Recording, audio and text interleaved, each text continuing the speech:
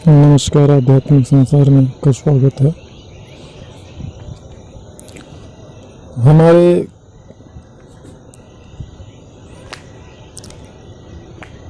कुछ साधकों का सिद्ध गुंजिका स्त्रोत के बारे कुछ भ्रामात्मक दृष्टिकोण लोगों का है, तो उसके बारे में यहाँ पे जो है आपको हम विशेष प्रयोग सिद्ध गुंजिका स्त्रोत का दे रहे हैं।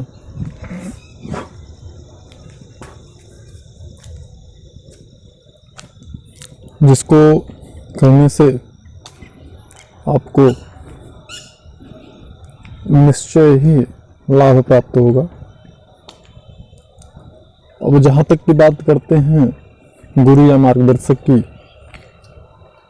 तो वह तो उनकी भूमिका अति महत्वपूर्ण होती है, इसमें कोई संदेह नहीं है।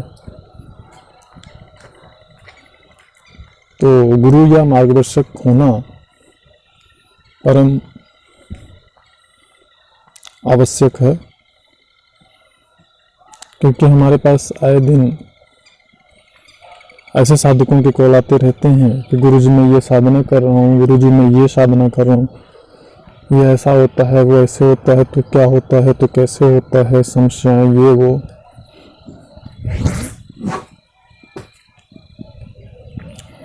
गुरु का एक योग्य और सामर्थ्यशाली गुरु का होना इसलिए भी आवश्यक है क्योंकि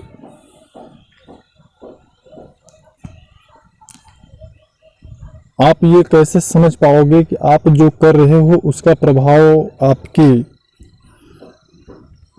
जीवन में कैसे पड़ रहा है, कितना पड़ रहा है और क्या हो रहा है उसके प्रभाव से। तो इन चीज़ों को समझने के लिए एक गुरु या योग्य मार्गदर्शक की जरूरत निश्चित रूप से है। तो हमारा सभी साधकों से यह निवेदन है और निर्देश भी है, बिना गुरु या मार्गदर्शक के साधना न करें। आप या तो उसका लाभ प्राप्त नहीं कर पाएंगे या तो कुछ प्रतिकूल होने लगेगा जिससे कि आपका नुकसान हो सकता है, या आप समझ नहीं पाएंगे कि क्या फर्क या प्रभाव आपके जीवन में संबंधित साधना से पड़ रहा है। तो उसके लिए मार्गदर्शक या गुरु का होना अति अनिवार्य है। तो सिद्ध गुंजिका स्त्रोत का जो प्रयोग हम दे रहे हैं ये बहुत ही जबरदस्त और प्रभावशाली है। विशेष जानकारी के लिए वीडियो में फ्लैश हो रहे नंबर पर दिन में 12 के और 1 के बीच में कॉल करके आप जानकारी प्राप्त कर सकते हैं। और जो लोग साधना कर रहे हैं कृपया वो अपनी मार्गदर्शक से ही संपर्क करें, और बिना किसी योग्य मार्गदर्शक के अगर आपने साधना शुरू की है तो जो भी आपके जीवन में घटता है उसके जिम्मेदार आप स्वयं होंगे। सिद्ध गुंजिका स्त्रोत का प्रयोग जो हम दे रहे हैं इसे कोई भी कर सकता है, और इसका जो प्रारंभ है या तो शुक्रवार से करें और या तो सोमवार से कर सकते हैं। और विशेष लाभ प्राप्त करने के लिए एक चौकी का व्यवस्था करिए बाजोट पर, उस पर रेड कलर का कपड़ा बिछाइए, लाल कपड़ा, उस पर माता दुर्गा का प्रतिमा स्थापित करिए, और जो आसन है जिस पर कि आप बैठेंगे वो आसन पे भी रेड कपड़ा आप बिछाएं, और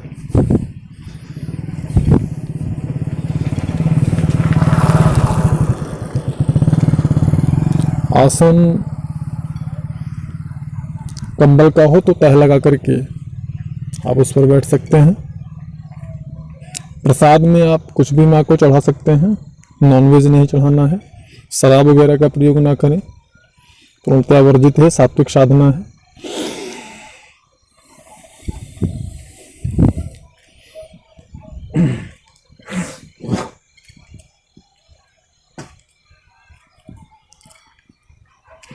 यहाँ पे संकल्प करना है। संकल्प कैसे करना है, हमारे चैनल पर विजिट करके वीडियोस देख लेंगे, आप समझ लेंगे कैसे संकल्प किया जाता है। तो 1200 पाठों का संकल्प करना है आपको। प्रतिदिन 51 पाठ भी कर सकते हैं आप,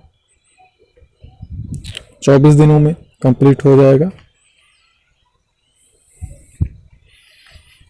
या जैसा आप कर पाएँ आपके सामर्थ्य अनुसार। 21 पाठ, 21 पाठ सुबह, 21 पाठ शाम को करें, या तो 51 पाठ सुबह, 51 पाठ शाम को करें।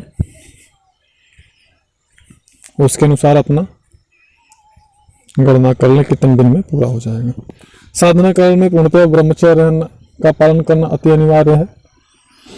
अपनी व्यवहारिकता में, सांसारिक जो व्यवहारिकता है उसमें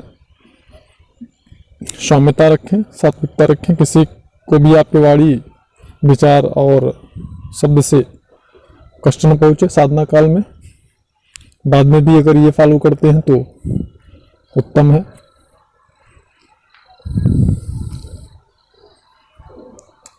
और जो भी आपकी मनोकामना है, अगर मनोकामना की पूर्ति के लिए करना चाहते हैं तो भी आप ये कर सकते हैं। यह प्रयोग कभी भी असफल नहीं जाता है।